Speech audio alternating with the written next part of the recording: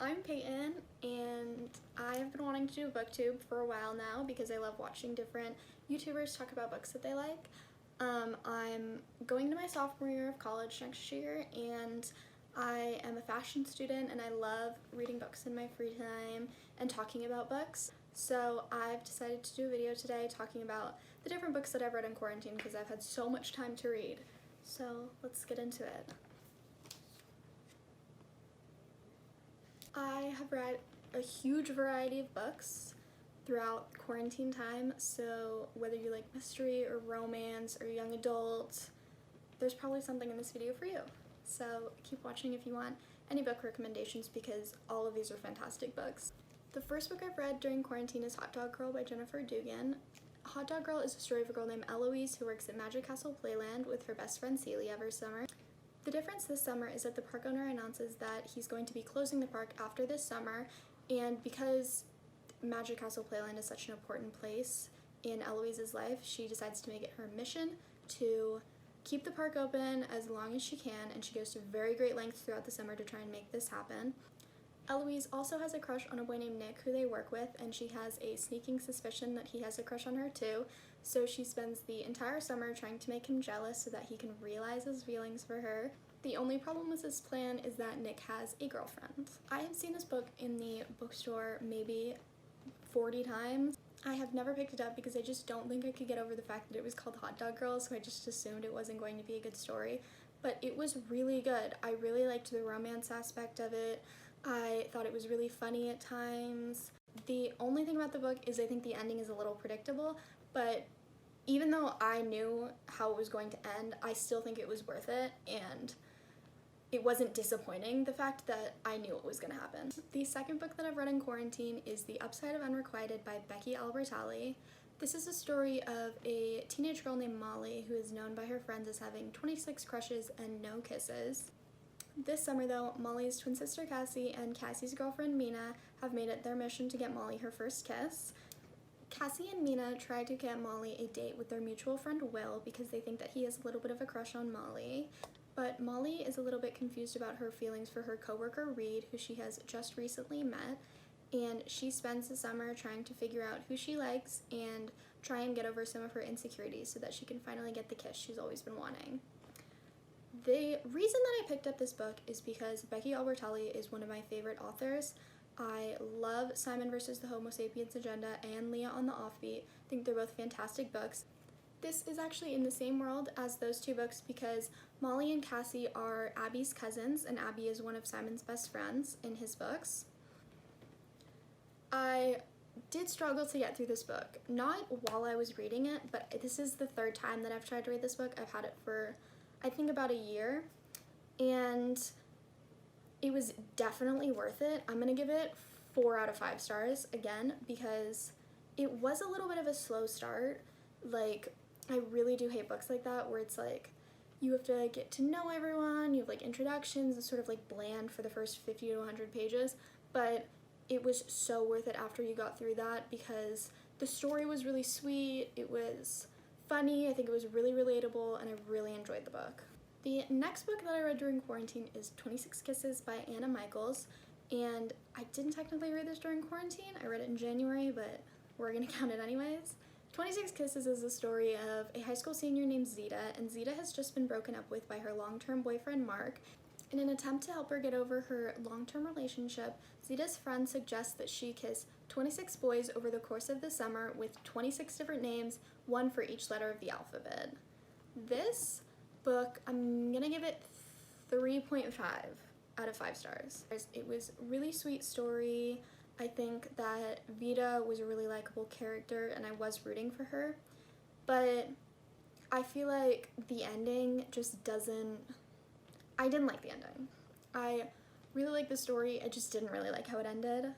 That's really all I have to say about how I liked it, but I think that there's a lot of romance. I think that there's a lot of deeper stuff in the book that you wouldn't expect from a book with this name. Like, they talk about family problems, divorce, like she talks about a friend who has a family member who passed away a little bit ago, so I liked that aspect of the story, even though that's not the reason that I bought the book. The next book that I read in quarantine is Anna and the French Kiss by Stephanie Perkins. Anna and the French Kiss is a story of a teenage girl named Anna who has lived in Atlanta, Georgia for her entire life, but her senior year of high school, for no reason whatsoever, her dad has decided to send her to an American boarding school in France, even though she's never been and she doesn't even speak French. After she gets to France, she ends up making friends pretty quickly, and she meets one friend whose name is Etienne, and I hope that I'm pronouncing that correctly. Anna and Etienne become best friends very quickly, but the only problem is that he has a long-term girlfriend who's in college. Anna spends the rest of the school year trying to figure out her feelings for Etienne while also adjusting to life halfway across the world. This book was so good.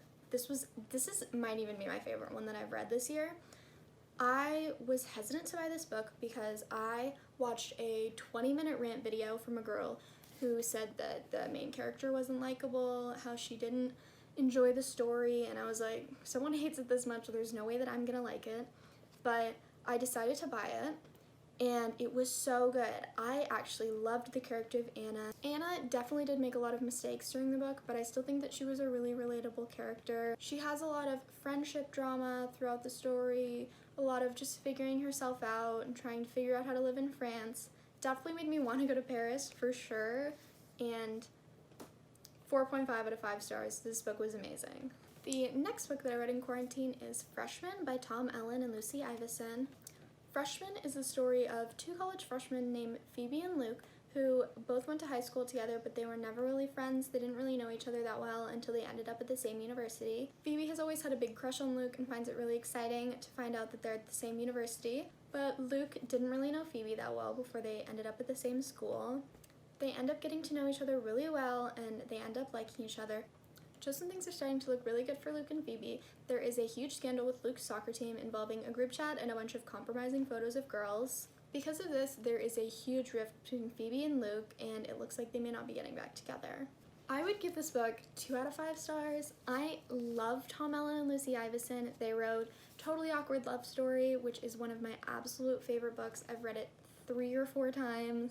Sometimes I just read some chapters that I really like for fun, because it's just so funny and good. I totally would recommend that book.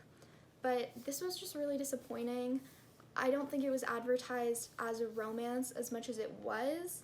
The whole scandal thing that happens is such a small part of the book. I don't even think it was worth mentioning on the cover. And that's sort of what I found the most interesting about the book at first. So if you want a fun romance about college freshmen, you should totally read this book. If the part about the soccer scandal and the group chat and that drama is what sounds interesting to you, I would maybe find something else, because it's maybe 30-40 pages and then it's resolved. The next book I read during quarantine is also a Tom Allen and Lucy Ivison book. It's called Never Evers, and it follows the story of Mouse and Jack. They have never met, but they are brought together by a big ski trip held by a bunch of different schools in the area. They end up meeting very briefly and actually really liking each other, but the next day they find out that a French pop star named Roland is filming his music video on the mountain that they're supposed to be skiing on for the rest of the week. While they're filming, Roland ends up seeing Mouse in the crowd, and he starts taking a liking to her.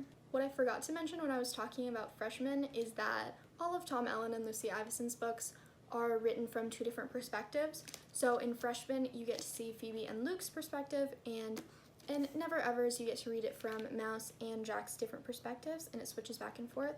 So you get 2 main characters pretty much, which I am a big fan of, and I know some people don't really like. This was way better than I thought it was going to be. I don't usually like books about middle schoolers. It's very rare for me to find a book that I enjoy that isn't a YA book. So I was shocked to like this, but I would give it 4.5 out of 5 stars. There was romance that I enjoyed. It was funny. Both of them, Mouse and Jack, had friends that were a little odd and weird, and I thought it was hilarious. I wasn't expecting the ending at all, and I really, really enjoyed it. So if you want something that's just lighthearted and it's fun, I would totally recommend this no matter what age you are. I have 5 more books to talk about, and they're all in a series. This is the Funjungle series by Stuart Gibbs. The Funjungle series follows a 12-year-old boy named Teddy Fitzroy. The Funjungle series follows Teddy Fitzroy, who's a 12-year-old boy, and he lives at a zoo/amusement park called Funjungle in Texas. The reason he lives at the park is because both of his parents work there and they live in the employee housing right behind the park.